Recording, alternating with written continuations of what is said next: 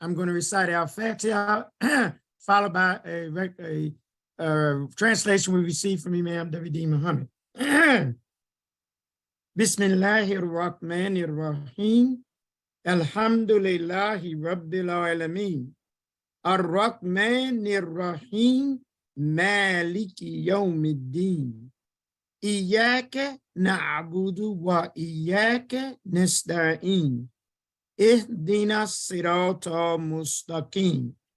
Sirata ladina an'amta alayhim. Ghayril maghdubi alayhim.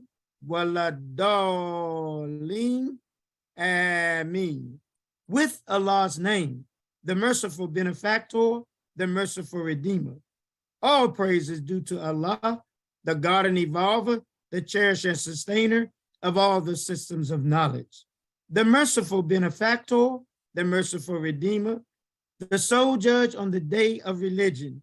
We worship you only, and we turn to you only, begging assistance. Guide us on the straight way, the way of those on whom you bestow blessing, not those who incur wrath, nor those who go astray. Amen. Amen. Amen. And thank you so much, Imam, for opening us up. Welcome everyone to Study Al-Islam. I am your sister, Marsha Nivens, and I'm here today for Fitrah Mohammed. Inshallah, she will be back with us next Sunday. But I thank you all for joining us for this Sunday's topic. For those of you who have been with us, you know that in this new session of Life Topics, our second Sunday is dedicated to opening Islamic schools. And today we have a wonderful, wonderful guest full of knowledge, our brother Clyde El-Amin, who is going to talk to us about the importance of teaching our children the Tafsir of Imam W.D. Mohammed. Brother Clyde El-Amin is an educational leader. He's the former president of the Kennedy King College, as well as Olive Harvey College. And with that, I'm going to bring my brother on. Brother Clyde, we are ready for you. Thank you, my sister. I'm going to see if your technical tutelage worked. So I'm going to go here with share screen. And I'm going to choose my PowerPoint here. And you have to tell me whether or not I'm sharing. I am sharing? Yes, we see your screen. If you can just make that a full screen so we can see the whole thing. Oh, it's not? Go ahead. Thought it was. Let me see. That's fine. If you click slideshow and click full screen, or click file and click full screen. I'm screen sharing. Yeah, we can see your screen. If you can go ahead and go to file, and maybe you should see full screen under there, all the way to your left. Oh, okay, there you go. Okay, if you click that, you should see an option for full screen. If not, go to slideshow. Just click the arrow back out. Okay, I don't see slideshow, not on mine. At the top, you should see slideshow. So go over from file, right in a little bit towards the middle. I got you. There Okay, you go. click that. And start from the beginning, the first option on your left. And the next. I got you. There you go. Here we go. There we go. Well, Bismillahirrahmanirrahim. Brothers and sisters, this is going to be probably the most participatory session you've had, because this is a daunting topic. And first of all, let me just say assalamu alaikum and how much I appreciate all of you being here. Some of you I know really well. It's wonderful to have Brother Yusuf Salim open up this session. This Brother Yusuf Salim and we worked in the garden together here at the Clyde Muhammad School in Chicago, under the Imam. And this is the first time I've seen his face in a long, long time. So it's already a great blessing for me to be here. It's a great blessing to see all of you. Sister Fitrah and I thought about me taking this topic. And of course, I lost the fight because it's Sister Fitrah. But she had me thinking about this for about a month. And I had to really fight myself back from calling her and saying, you know what, this is too big for any one person. To me, it is. Now, I could certainly be wrong, but I'm not that person. If there's a person who's not too big for us, that probably would have been Imam Mohammed. You know, may Allah forgive his sins and grant him paradise. But I know this discussion had to go on, so I've submitted, and I thank you for your time. I certainly am going to try to get through my slides portion of this so that we can have maybe a robust discussion, because I think when people come back to the recorded version of this, certainly there's a lot they probably need to hear that they're not going to hear in my presentation. So with that, I want to start with my slideshow. So sister, don't go anywhere. I probably would need you to move from slide to slide or something. I'm on 1,000 Zooms. This is just the first time I've been the actual presenter. So passing on the commentary of Imam Mohammed to our youth is what I entitled this, and why it is important and why it is vital. Today, we have a lot of discussion about this topic of intergenerational wealth. And generally, we're talking about material wealth, but it really probably applies even more importantly to our what I would say is our sacred knowledge. And I don't mean that in the narrowest sense of the word, but perhaps in the broadest sense of the word. You know, that is the knowledge that sustains a community, the knowledge that distinguishes a community, the knowledge that enables a particular community to make its contribution to its nation, to its community, to the world. And it's as big a crisis for us, I believe, as African Americans, in terms of this kind of generational wealth not being passed on. It's probably even a bigger problem than the material wealth not being passed on. In fact, I think it may be the reason that the material wealth is not passed on. So, sister, I'm going to try to go to the next slide. I think I might not need you anymore. I should be able to just advance to the next slide here. Yes, you see those arrows at the bottom of your presentation? They're light gray. Actually, to the left. I don't see them in the right there. Oh, they're really light gray. Yeah. God, I never would have seen those. Okay. There you go. There you go. So we're talking about our young people. I don't intend to define our youth narrowly throughout this topic. So this particular quote from the Quran was chosen because I felt it had the spirit of what I wanted to present.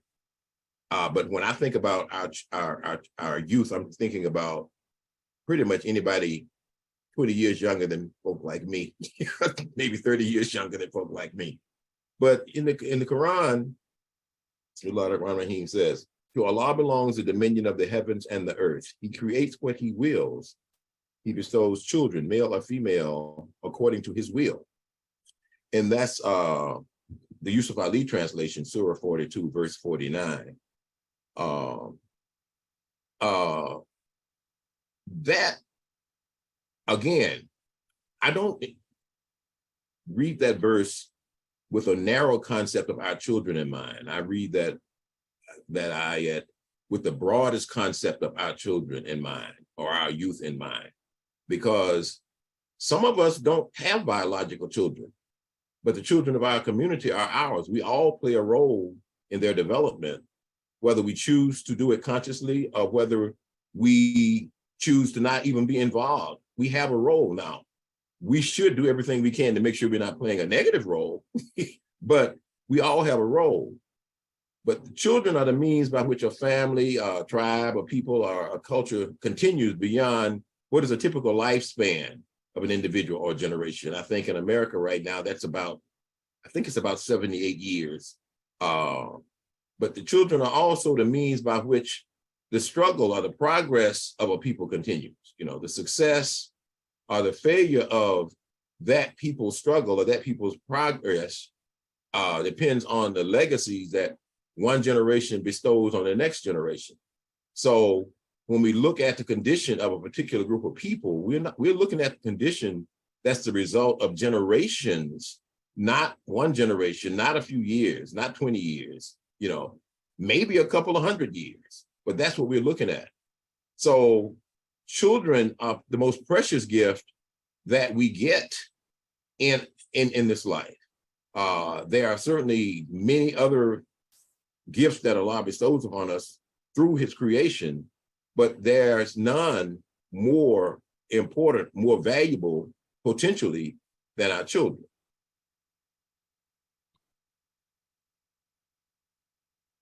The Quran says that that our children are a gift to us. That's the parents, the family, the community, and the nature. They are naturally a source of wealth on every level. And what we give them in all forms, it determines what our wealth is going to be as a community for generations down the line. What we give them is also a reflection of what we consider to be important and what wealth they will have in the future. One of the points that I already clearly understood, but not understood the depth of before I started preparing for this, was the extent to which Imam Mohammed spoke directly to our struggle. But in speaking directly to our struggle, he was really speaking to the struggle of America. He was speaking to the challenges that people all over the world face. Because I think our struggle is emblematic of the things that are wrong with the world, but it's also emblematic of how amazingly people overcome challenges when they submit themselves to Allah and remain in submission and accept all of his gifts and use those gifts to advance themselves and to advance the societies around them. So I want to just kind of set a tone of the broad way in which I'm talking about our future here. I'm talking about the future of our community, but we are custodians of the struggle.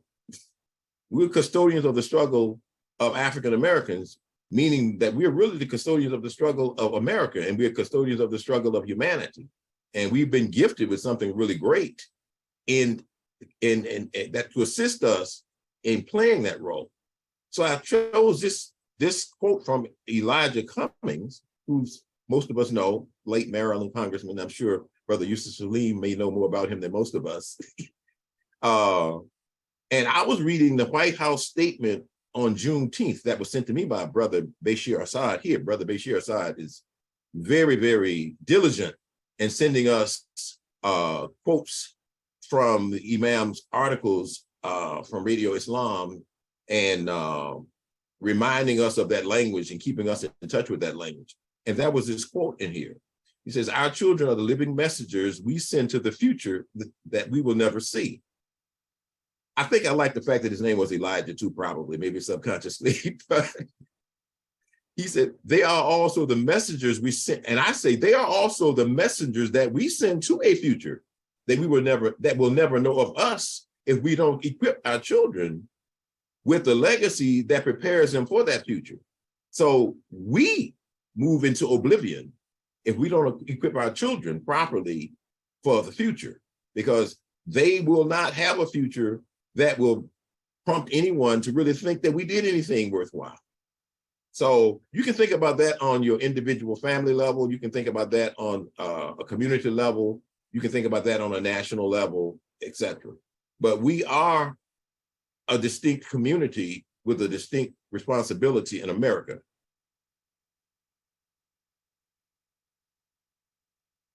Now, one of the things the Imam talked about a lot was language. And I knew that, but in preparing for this, I came to a greater appreciation for how conscious he was of the role of language and much of what he gave to us. This challenge of holding on to language that empowers us in our freedom struggle has been with us since the time we arrived in America. In fact,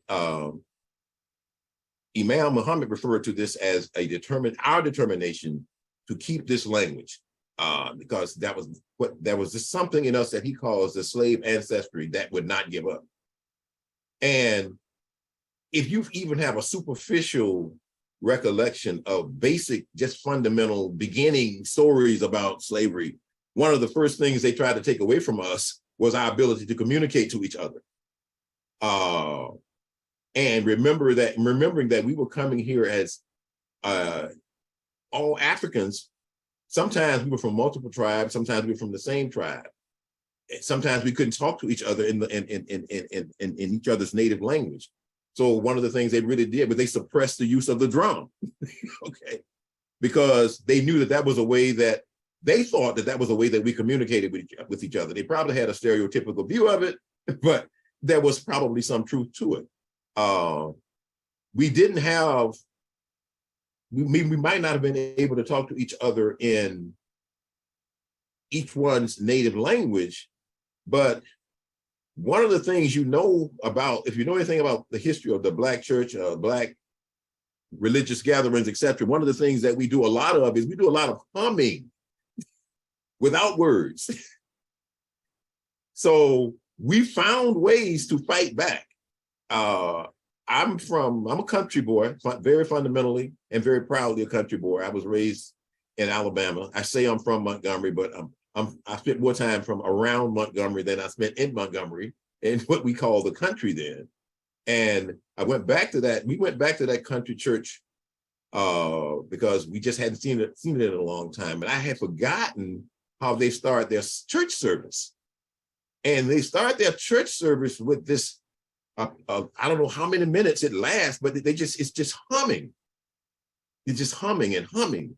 And everybody's communicating and it's humming. And then eventually they have what I call a rotating monologue that comes in and people say their individual prayers, but they start off with that humming and everybody understands what everybody's humming is. And I hadn't thought about that in quite a few years. Again, that's something that this particular assignment brought me to. So the Imam talks about how the loss of the freeing language can end your freedom struggle. And he said, quoting him here, he says, see how a people can lose their mission, lose their struggle. A simple change of language without your recognition that language is changing can cut off the growth of your freedom struggle. Stop it, dead, kill it, and allow the forces of the enemy to take it over. And this is from one of his articles in the early 70s, and I apologize that I didn't put the exact article. I do have it on, I think, all the following quotes from him. I will try to find that and send it to Sister Fitrah. So here he's talking about a change in language that comes from outside of us. He's not necessarily talking about us as people. He's certainly not talking about us as his community and his followers, but he's bringing out the point that you have to work to protect the language of your struggle. Because if you don't protect the language of your struggle, the enemies of your struggle will co-opt the language of your struggle, and they will give you that language back transformed into something that is not to your benefit and maybe to your harm. And it's not just, and it's language, it's other expressions. When I'm using language in the broadest possible sense here, other expressions of you declaring your freedom or declaring your dignity. One of the things that comes to mind is hairstyles. You know, I've seen at least 3 cycles of African Americans expressing themselves with their hairstyle. Most people my age probably have seen at least 3 cycles of it, you know, and it often starts off decent. It starts off with maybe the afro or maybe some decent presentation of braids or something else. And then all of a sudden it just goes rogue. It goes ridiculous. This last cycle that we're kind of in the ridiculous stage of now, I remember when I started seeing so many young people sticking with this natural, dignified presentation of natural hairstyles. The young sisters, the brothers, etc. And now I see sisters walking down 53rd Street here in Hyde Park in Chicago, and they're almost stepping on their hair. You know what I'm saying? Like, so they grabbed the stop. They saw what was happening. They grabbed onto it. They took control of it, and they took it to a ridiculous extreme. They took it to something that's no longer dignified, something that's no longer an expression of your struggle, expression of your embracing your identity, expression of your respect for your ancestors. And it just becomes another expression of us giving all of our money to the same people and looking as ridiculous as they want us to look. Now, I'm not saying that everyone who has extensions looks ridiculous. I'm not saying that. I'm talking about the garish extremes of it that they brought about. The fact that they now, instead of even the young brothers are getting extensions, instead of using their hair, they are buying hair to get this style, and someone else is telling them where that style should go. So this applies to any expression that speaks the words, gives the message that you want to give about your struggle.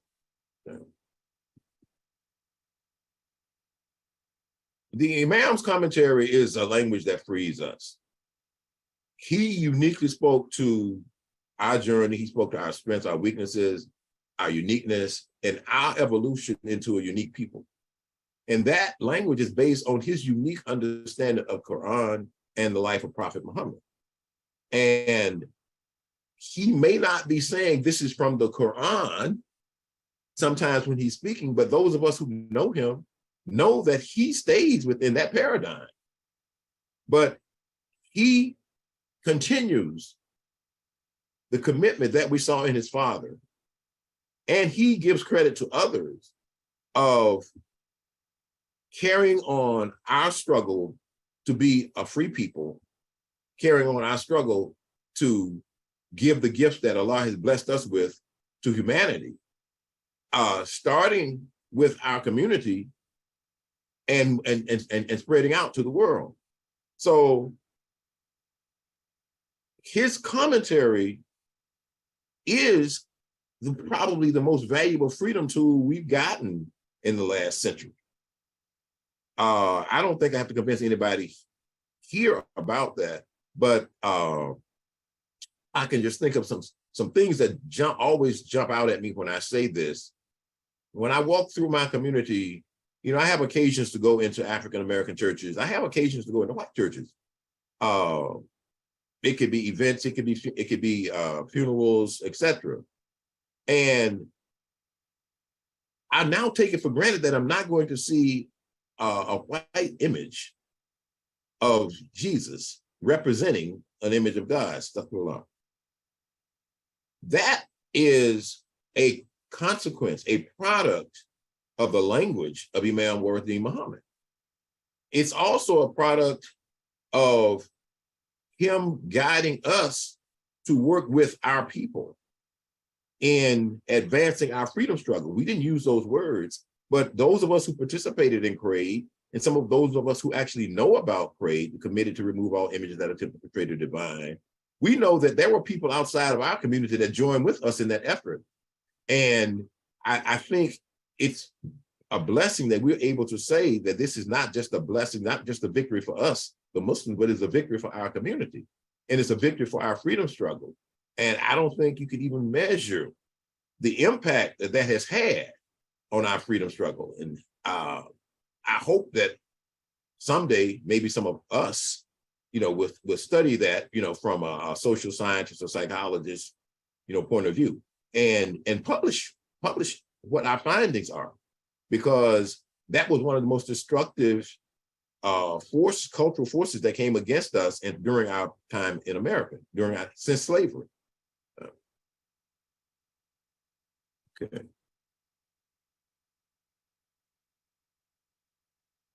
How do I know the Imam gave priority to us passing his commentary on to the young?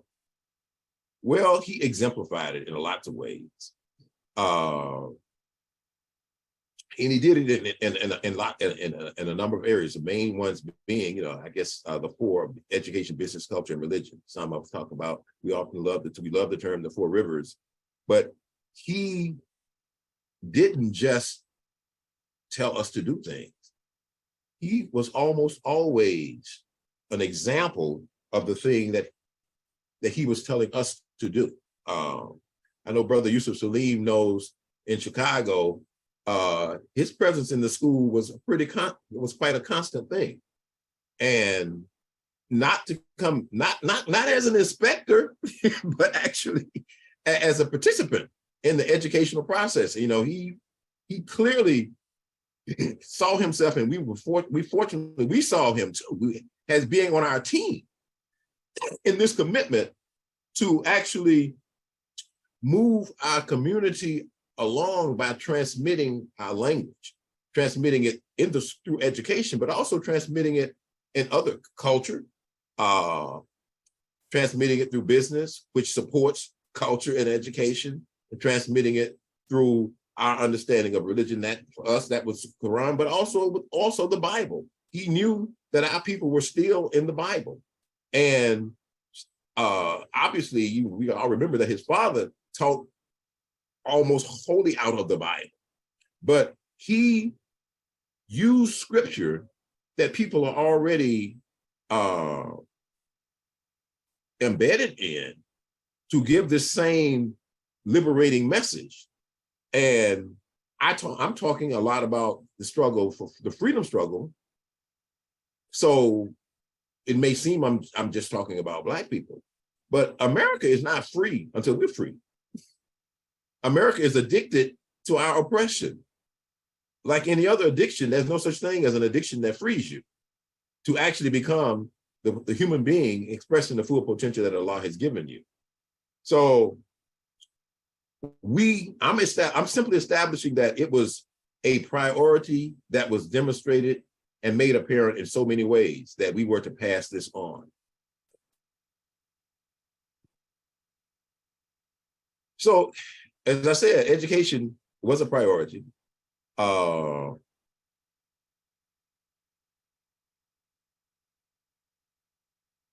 Universal education was his priority, really what I should say. The Clara Muhammad schools was dear to his heart, dear to my heart, etc. But education of people of all ages was what he was committed to. Education of people beyond our community is what he was committed to.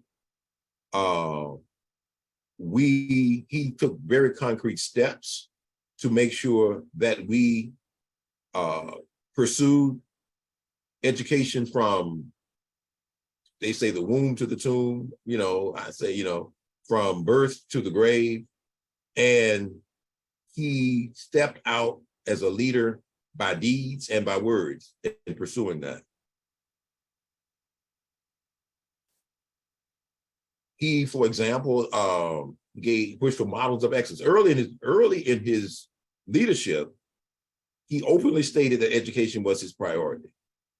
And concrete steps he took to demonstrate that was, he talked about models of excellence in our school nationwide.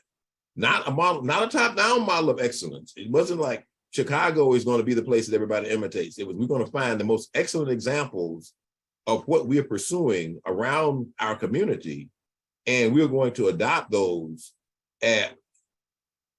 across the community to the fullest extent possible. He drove the development of curriculum that was reflecting his unique understanding of the Quran and our unique history.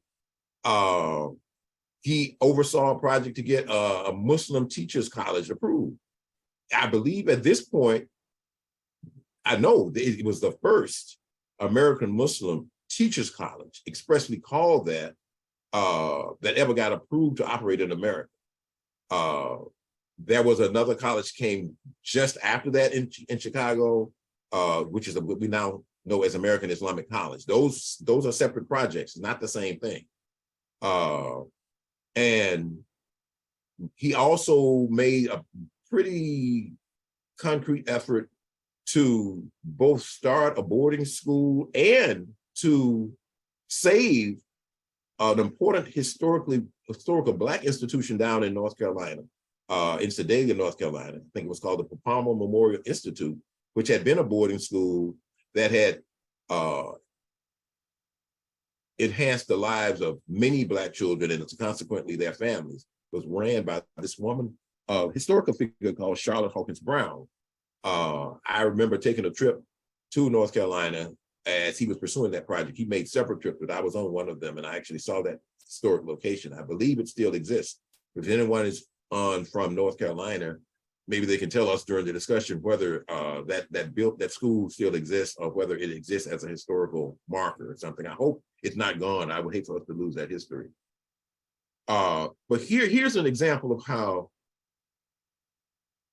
in advancing his language and advancing our community, and certainly wanting the gift of Al-Islam to spread throughout America, certainly to our people, to our families, because our families, most of us, our big extended family still is a minority Muslim.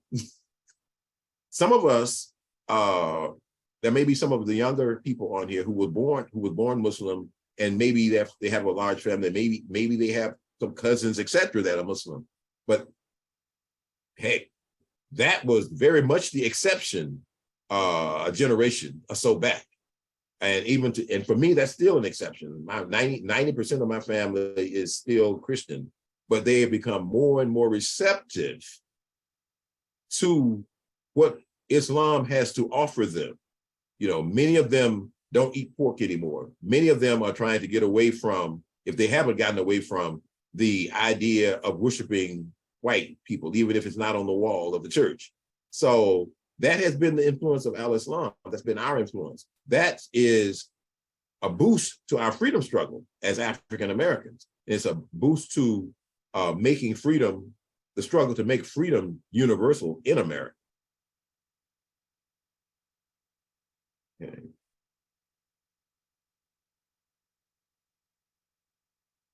The Imam was also an example of how concretely you make sure that the youth, the younger people, are inheriting and becoming familiar with his language. He directly taught a group of youth in Quran and commentary. I don't know for sure if he did it outside of Chicago. I believe he may have done some of that outside of Chicago, but he did it here in Chicago.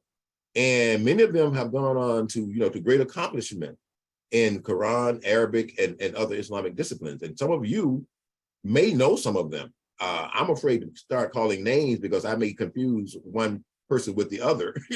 But I know here in Chicago, we have several imams that were in that class, and there are some young women I've met that I'm pretty sure were in that class. And I believe he may have done some things around the country, maybe Atlanta. Believe if any of you know some work that he did other places, I'd like you to please make sure that you bring that up later on. So what does that leave for us to do? It kind of leaves us, certainly there's no conclusion we can come to except that this is something that we must do. And following his example, what is left for us to do? And that is basically just bringing all of our resources and applying them to the task of passing on this commentary. We need to harness the resources we have in this 21st century that we live in that we didn't have before, that he didn't have at the time. I'm still playing catch up. I'm constantly playing catch up with the technology. I think young people younger than me, probably need to help in that if they're not already helping in that. And I think many of them are. I've been introduced to a couple of groups around the country that are doing some amazing work. I'm seeing some of our young people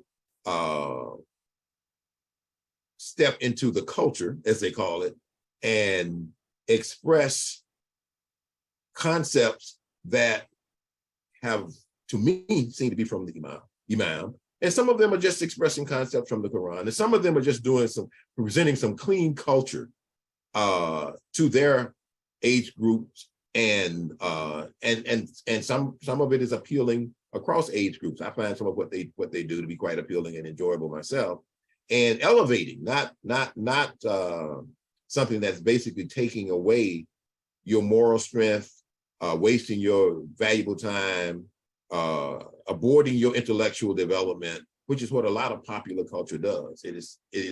Much of it is designed to do that. And now it's even more apparent that some of it is designed to make sure that we end up enslaved again, because a lot of the music that is out here, I have learned very unintentionally, is in some quarters consciously designed to make sure that more of us end up in the prison industrial complex. Some of the same people that are investing in that kind of music are investing in private prisons. And that is something that I can say with confidence now that I would have not said publicly before, because I wasn't confident that I had data to back that up. But I'm confident that I have data, anecdotal and otherwise, to back up the fact that that is what's going on there. Okay. So what are some of the things that we need to do, that we can do, and some of us are doing? First of all, be examples. We have to be lifelong learners ourselves. I thought children stopped imitating you once they became adults, because they go through this stage with adolescence where they seem to be trying to do anything that's the opposite of what you're doing. But as I look at the children that I raise now, I'm surprised at the things they do that are still imitating me. I mean, imitating the me of today, not imitating the me of yesterday. And of course, I'm never going to tell them that I see it, because I don't want it to stop. The minute that I say I see it, it's probably going to start to wane. But the Imam made us, there's a quote from the Imam that I think really goes to this. And he says, our prayer is the prayer of nature, and nature prays not only for discipline, nature prays for growth and increase. And nothing increases us more than knowledge. He says, our Lord, increase me in knowledge, is the prayer of the righteous. There is the link there for that quote where I got that from. And it's so much more there than I was able to put in this presentation. So I hope that those of you who are interested will find the time to go there and read the rest of that article. Oh, is that the end? Yeah, I think that's actually the end of my slideshow. There were a couple other things I did not include in there that I did want to bring to you. Yeah. Earlier I was talking about the Imam's language as a freeing language. He broke some actual locks on our mind that I didn't know was on my mind, even after coming into under his leadership. He also had a unique perspective that joined what we think of as disparate elements of our freedom struggle. He saw the Honorable Elijah Muhammad and Honorable Elijah Muhammad and Martin Luther King as the two main branches of our struggle, and each of them pursuing victory in one of the halves. And the Honorable Elijah Muhammad was obviously pursuing the independent economic half. Martin Luther King was pursuing I guess you would say, the more moral and social half. But both of neither could be sustained without the other. And he made an interesting statement that his father tried to make a turn and move over to that part that Martin Luther King had dominated in. He said that Allah saw fit to take him when he started to make that turn. And Martin Luther King started to make a turn toward Black dignity, self-reliance, etc. And Allah took him shortly after he started trying to make that turn. And I thought that was extremely insightful and thought-provoking for me.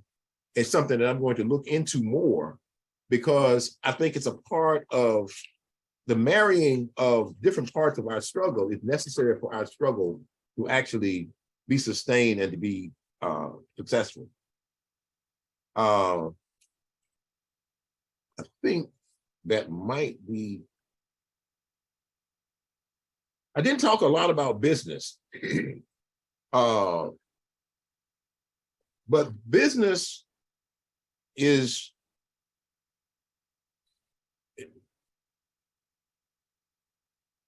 it's the rock, the practical rock of any community.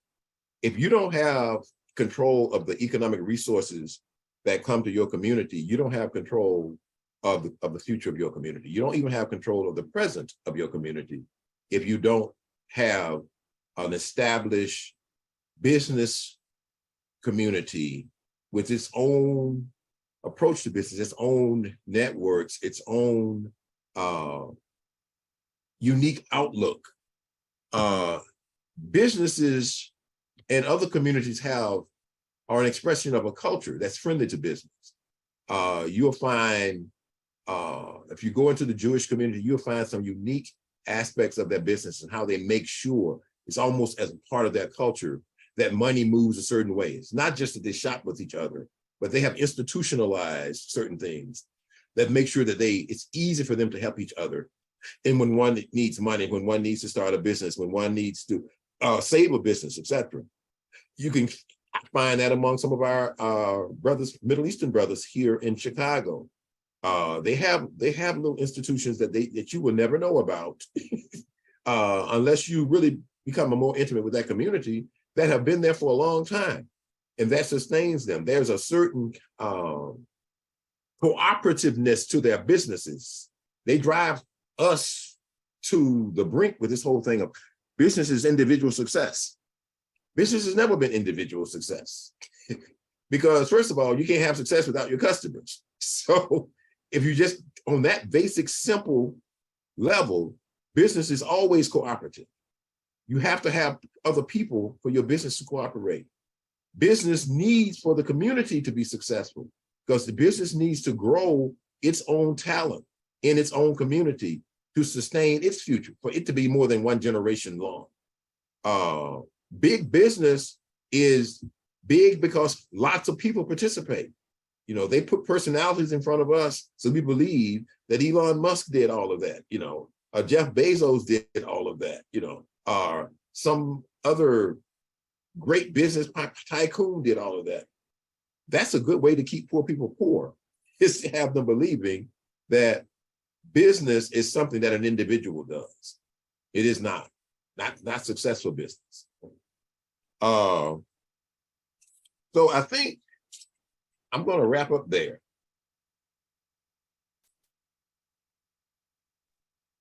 Thank you so much for that presentation, Brother Clyde. Actually, I'm going to ask you to take down your slides so that we can see the Now, you told me to, is that pause share or? You can pause share and then it's going to give you the option to stop share. Oh yeah, we did go over that, right? Right. And so while you're doing that, there you go. Thank you so much for that presentation. If anyone has a question, please put it in the chat so that we can make sure that we address the question. But I do have a question. And so a lot of times there's a conversation in the community. It's sort of like that very quiet buzz about, you know, where are our youth, and, you know, they're not engaged and all of those things, right? And so, and you just spoke about the language of Imam Mohammed and how that can be beneficial to our youth and young adults in helping to develop them so that we create this environment of dignified, educated individuals that propel our community forward.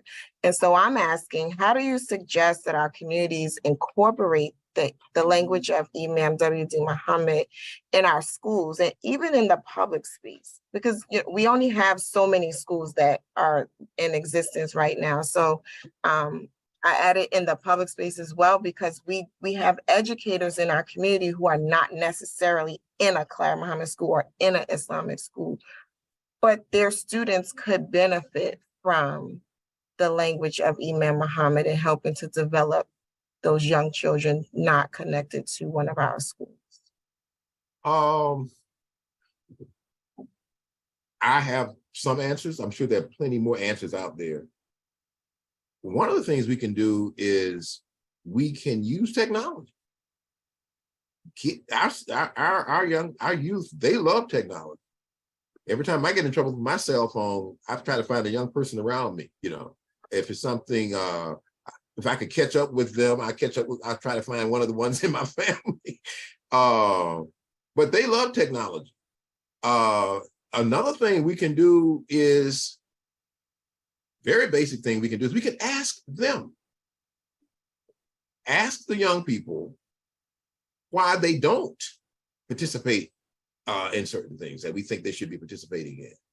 Ask them to tell us what would bring them to it, or give them something concrete to do.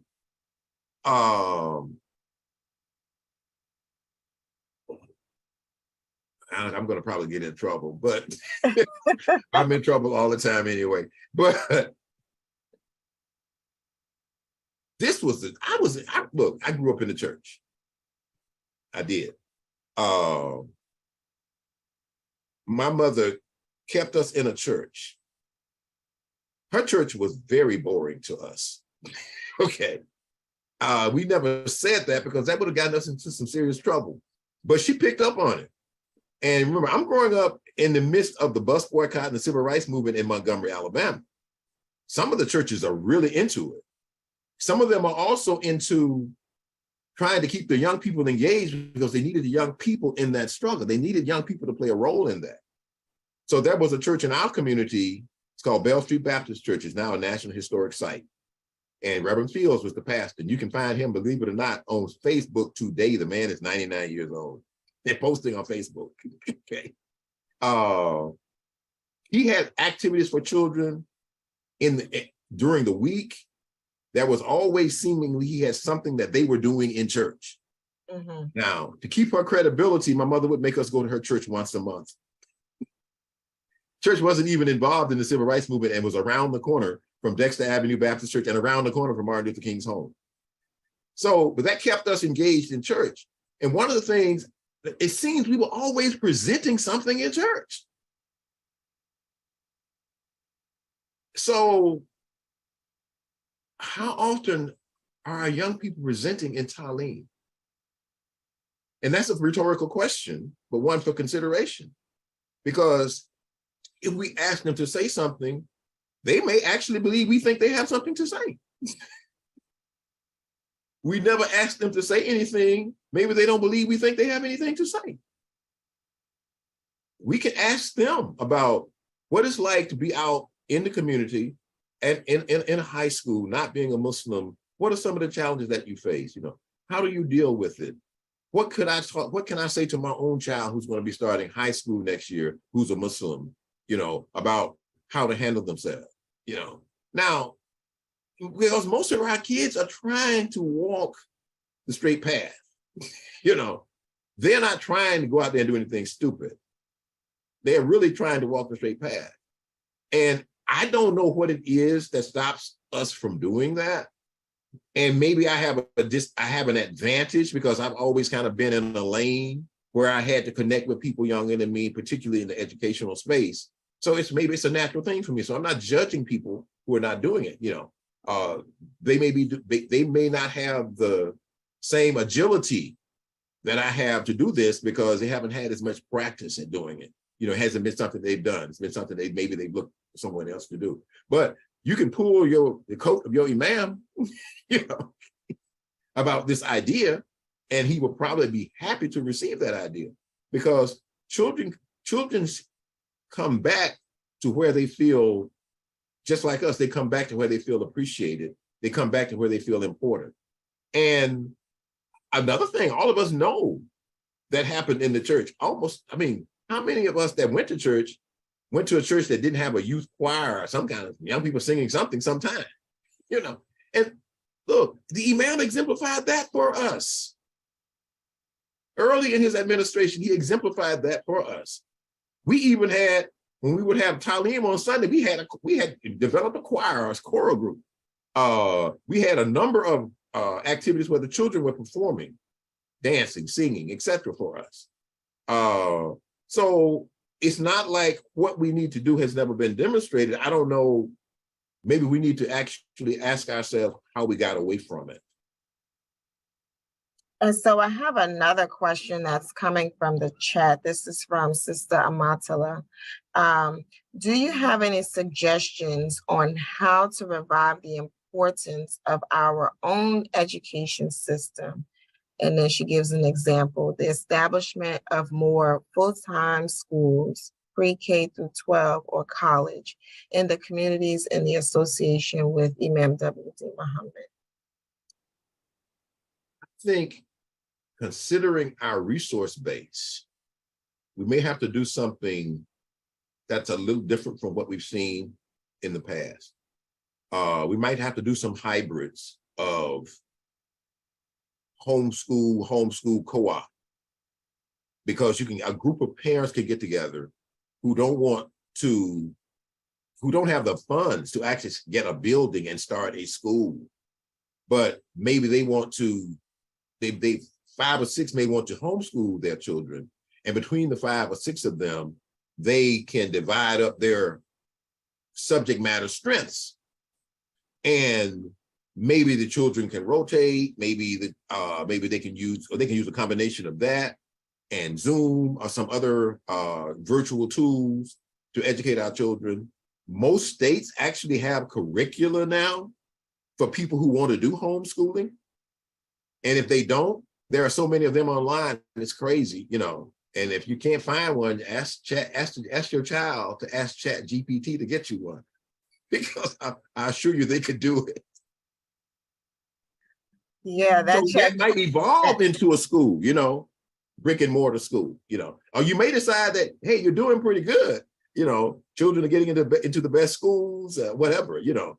But whatever we do, I think we should try to make sure that we network with each other as much as possible, and that we use the best ideas from one another, because Imam was not interested in a top-down model from Chicago when he was doing it. He was interested in pulling the best from around the country, you know.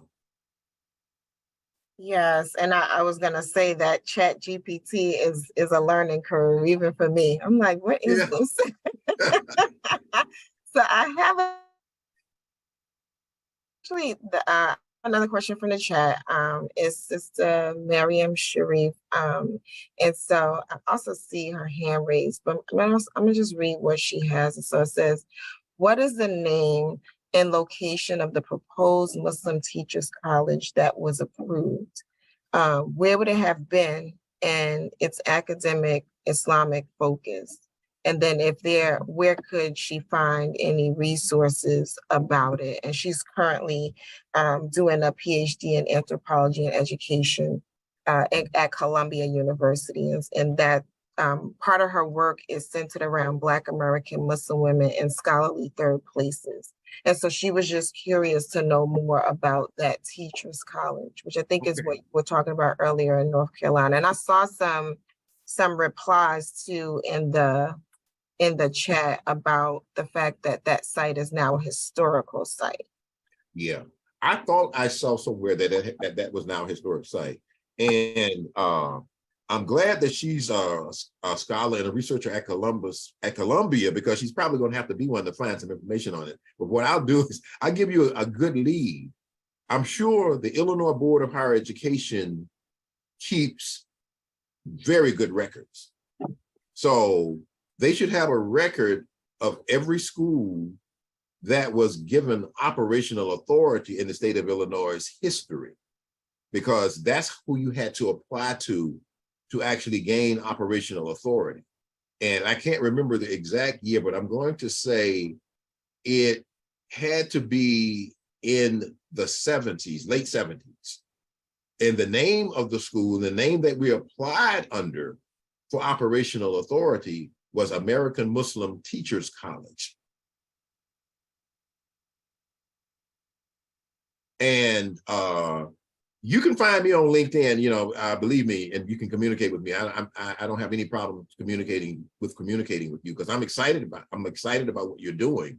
I'm happy to know that somebody's doing that.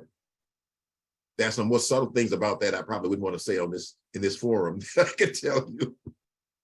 And so I also see some replies coming in the chat about Googling the Charlotte Hawkins Brown Historical Site in Sedalia, North Carolina. I have another question from the chat, and then I'm going to take a question from Sister Zakia, and we probably should be almost at time at that point.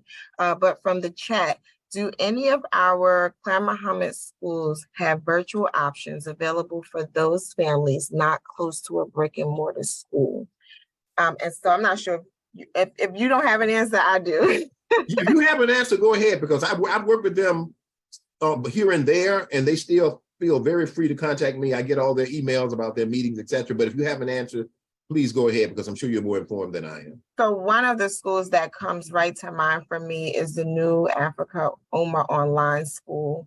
And I'm sure I can get some information to Sister Fitrah about that school to put in the newsletter so that everyone has information for that school. And I also believe that my sister out of Chicago, Dr. Lynn, I also think that Dr. Yes. Lynn is connected to the school, and I can't, New Medina, it may be, but New she's Medina, yes. yeah, and I believe that that's an online format as well.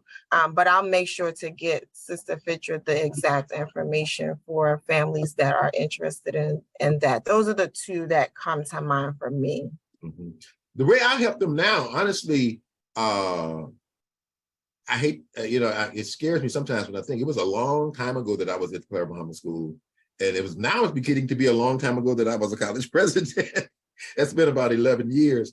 But I worked with the schools on the whole issue of being nonprofits. You know, my master's degree is actually in nonprofit management. I realized that's what I was doing when I was running a college, and the teachers were actually doing the educating. And institutions in our community have a tendency to not pay attention to the wealth building that they need to do. And I'm very, very excited and passionate about our institutions becoming wealthier institutions and taking full advantage of what they call nonprofit in America, because it's not non-money, it's nonprofit. Yeah, I'm glad you pointed that out. We have the same degree, the MPA, and so you Right. gotta constantly tell people it's not non-money, it's nonprofit. And Yeah. so I'm gonna bring Sister Zakia on to ask her question, and then we're going to wrap up. Sister Zakia, you should be able to take yourself off of mute and go ahead and ask your question. You're still on mute. I'm mute. I did that. Go ahead. Do it again. There you go. Okay. Alhamdulillah. Assalamu alaikum to everyone.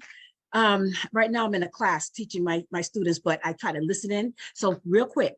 So the Clyde Mohammed School, I remember Imam Mohammed, may Allah be pleased with him, said back in the early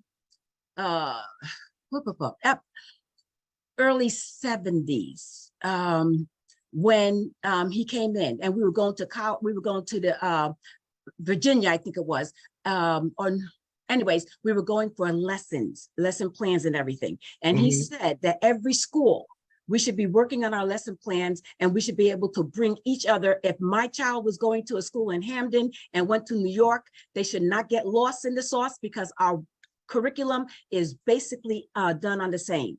So Dr. Hamid, alhamdulillah, we kind of like, he's been back on point with this, and we're working on it now. We all should be working together, because some schools that already have a full-time Clyde Mohammed school and they're doing this. If we collaborate, then we can get this, the information put together where the curriculum is going out, constantly being done and going out, and we're all functioning together. That's something that he really wanted, not everyone doing their own thing. working together as a unit, inshallah. So if you know Dr. Hamid, I'm quite sure everyone does know Dr. Hamid.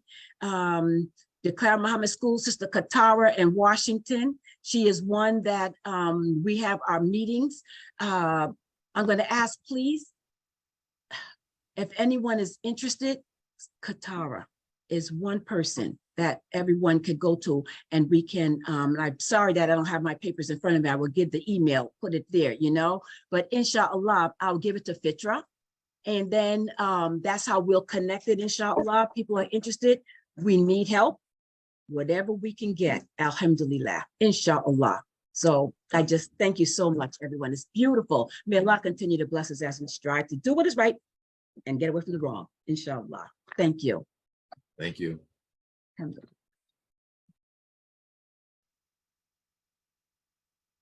Thank you so much for that. And so thank you, Brother Clyde El-Amin, for this presentation today. I'm sure that it's got us all thinking about, you know, what it is that we can do in our respective spaces to be more impactful amongst our youth and our young adults, knowing that that is what sustains the community, and really being intentional about giving them what it is that we have so that it goes forward. And so with that, if you have any last words that you would like to share, I'll go ahead and give you an opportunity for that. And then I'm going to ask Imam Yusuf Salim to close us out in a dua. Do you have anything to share, Brother? I don't. This has been very, very, very beautiful experience for me. And I won't be upset with Sister Fitrah for giving me this topic any longer. you did it. Mission accomplished. She draws the best out of you. Okay. Thank you so much. And so with that, I'm just going to let you know that we will be back here in this space again, Study Al-Islam, next Sunday, June the 18th.